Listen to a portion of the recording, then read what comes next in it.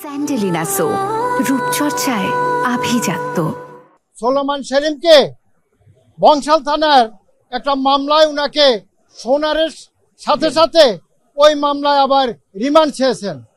মাননীয় আদালত 10 দিনের রিমান্ডের শুনানি শেষে শুনানির পরে উনাকে 4 দিনের রিমান্ড মঞ্জুর করেন এবং সেখানে একটা নির্দেশনা আদালতে দেন যে আসামিকে রিমান্ডে নেওয়ার আগে ডাক্তারি পরীক্ষা করে নিতে হবে এবং রিমান্ডের পরেও ডাক্তারি পরীক্ষা করে তাকে আদালতে আনতে হবে। আর হাজী সেলিম সাহেবকে আরেকটা মামলা সোনারেশ দেখানো হয়। ওই মামলা আমরা যখন জামিন চেয়েছি তখন মাননীয় বলছেন এইটা আমাদের সংশ্লিষ্ট আদালতে এটা শুনানি হবে। আর লালবাগ থানার 5/10/2024 মামলায় সোলেমান সেলিমকে আরেকটা মামলায় রিমান্ড চেয়েছেন। সেখানে রাষ্ট্রপক্ষের পরে আমাদের বক্তব্য হচ্ছে সোলেমান সেলিমকে এই পর্যন্ত তার জীবনে কখনো তার বিরুদ্ধে কোনো জিডিএনটি হয় নাই, কোথাও কোনো অভিযোগ নাই, কেউ কোথাও অভিযোগ দেন নাই। যেহেতু এই সমস্ত মামলায় তার কোনো সংশ্লিষ্টতা নাই এবং মামলার এজাহারে তার বিরুদ্ধে কোনো সুনির্দিষ্ট কোনো অভিযোগ নাই, রিমান্ড পেয়ারও অভিযোগ নাই, এই কারণে রিমান্ডের আবেদনের পরে সেখানে 3 দিনের পুলিশ রিমান্ড মঞ্জুর করেন এবং একই আদেশ, হাইকোর্টের আদেশ অনুযায়ী তাকে বলা হয়েছে যে রিমান্ডের বিষয়ে 3 দিনের সতর্কতার সাথে জিজ্ঞাসা করার জন্য। আর শাহরিয়ার কবিরকে আরেকটা মামলায় সোন অ্যারেস্ট দেখানো হয়েছে এবং সোন অ্যারেস্টের পর আমরা জামিনের পিটিশন দিচ্ছি, সেটাও সংশ্লিষ্ট আদালতে শুনানির জন্য মাননীয় আদালত রেখেছেন।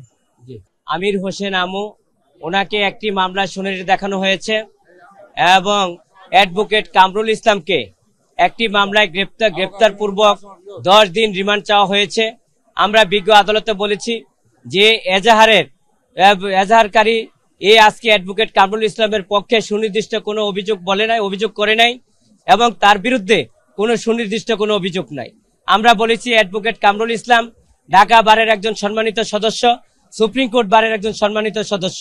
উনি সাবেক আইন ও বিচার প্রতিমন্ত্রীর দায়িত্ব পালন করেছেন, উনি খাদ্যমন্ত্রীর দায়িত্ব পালন করেছেন, উনি একজন ফ্রিডম ফাইটার, উনি একজন বাংলাদেশের সিনিয়র সিটিজেন, 76 বছর বয়স।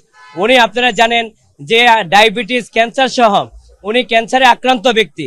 আমরা খাদ্যনালীতে ওনার ক্যান্সারে আক্রান্ত হয়েছে, উনি সাধারণভাবে খাবার গ্রহণ করতে পারেন না এবং মারাত্মক অসুস্থতে উনি আক্রান্ত হয়েছেন। আমরা সেই বিবেচনায় আমরা রিমান্ড বাতিল চেয়েছি। বিজ্ঞ আদালত সন্তুষ্ট হয়ে উনি 3 দিন রিমান্ড মঞ্জুর করেছেন। আমরা জামিন চেয়েছি এই কারণে যে উনি একজন বাংলাদেশের সিনিয়র সিটিজেন এবং উনি ক্যান্সারে আক্রান্ত, অসুস্থ, মারাত্মক অসুস্থ।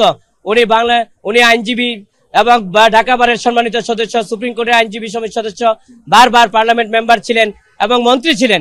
সেই কারণে আমরা জামিন চেয়েছি। বিজ্ঞ আদালত সন্তুষ্ট হয়ে জামিন নামঞ্জুর করেছেন। আরেকজন আমাদের আসামি আইন, বিচার ও সংসদ বিষয়ক মন্ত্রী আনিসুল হক, ওনাকেও একটি মামলায় গ্রেফতার করে রিমান্ড চাওয়া হয়েছিল। বিজ্ঞ আদালতে আমরা রিমান্ড বাতিল সহ জামিন চেয়েছি। বিজ্ঞ আদালতে বলেছি যে মামলায় অ্যাডভোকেট আনিসুল হক ঘটনার সাথে সম্পৃক্ত না এবং ঘটনার সাথে জড়িত না।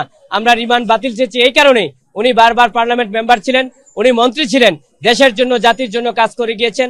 বিজ্ঞ আদালত সন্তুষ্ট হয়ে উনি 2 দিনের রিমান্ড মঞ্জুর করেছেন এবং জামিন নামঞ্জুর করেছেন। আমরা সেই আদেশে বিক্ষুব্ধ হয়েছি। আমরা সেই আদেশের এগেইনস্টে উচ্চ আদালতে যাব এবং উচ্চ আদালতে সাবমিশন রাখবো। আমরা আশা করি উচ্চ আদালতে ন্যায় বিচার পাবো, তাহলে আইন আদালতের প্রতি মানুষের আস্থা বিশ্বাস বাড়বে, আইনের শাসন প্রতিষ্ঠিত হবে।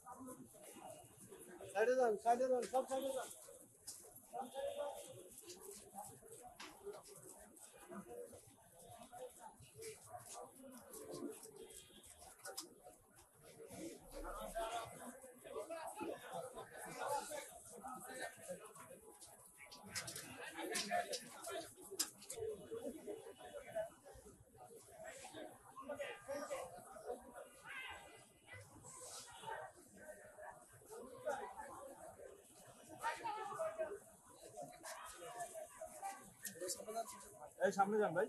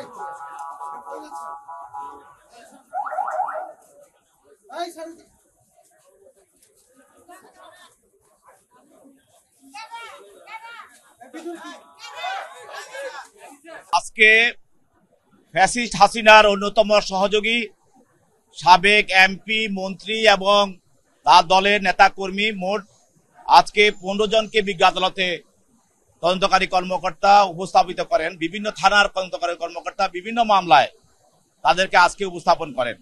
তার মধ্যে সাবেক ফ্যাসিস্ট হাসিনার অন্যতম সহযোগী আনিসুল হক, তাকে যাত্রাবাড়ি একটি থানা মামলায় বিজ্ঞ আদালতে 3 দিন রিমান্ড মঞ্জুর করা হয় এবং আরেকজন ফ্যাসিস্টের অন্যতম সহযোগী কামরুল ইসলাম, অ্যাডভোকেট কামরুল ইসলাম, তাকে লালবাগ থানা একটি হত্যা মামলায় 3 দিনের রিমান্ড মঞ্জুর করা হয় এবং আরেকজন ফ্যাসিস্টের অন্যতম সহযোগী সাবেক চিফ হুইপ আসম ফিরোজ, তাকে 2 দিনের রিমান্ড মঞ্জুর করা হয়।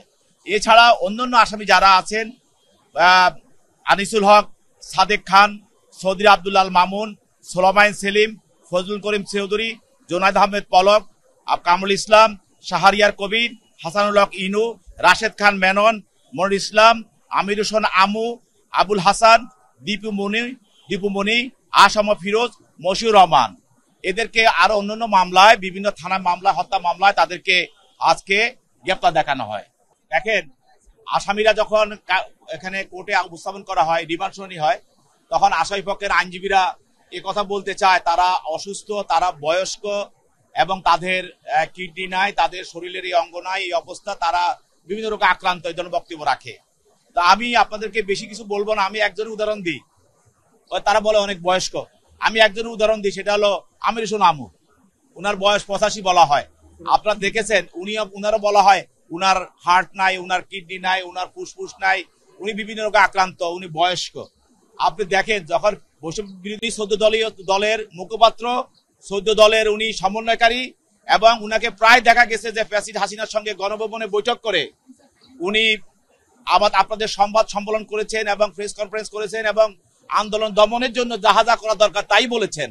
অতএব উনারা যখন রাজপথে থাকেন, যখন মন্ত্রী এমপি থাকেন, যখন আন্দোলনকারীদের হত্যা করা হয়, তখন অসুস্থ থাকেন না, আর যখন আদালতে চলে আসেন তখন অসুস্থ হয়ে যান। এটা একটা হাস্যকর বিষয়, এটা আদালত জানে ভালোভাবে, আমরা জানি, এগুলি আদালতের অনুকম্পা নেওয়ার জন্য বলা হয়, কিন্তু বাস্তবে কিন্তু তা না।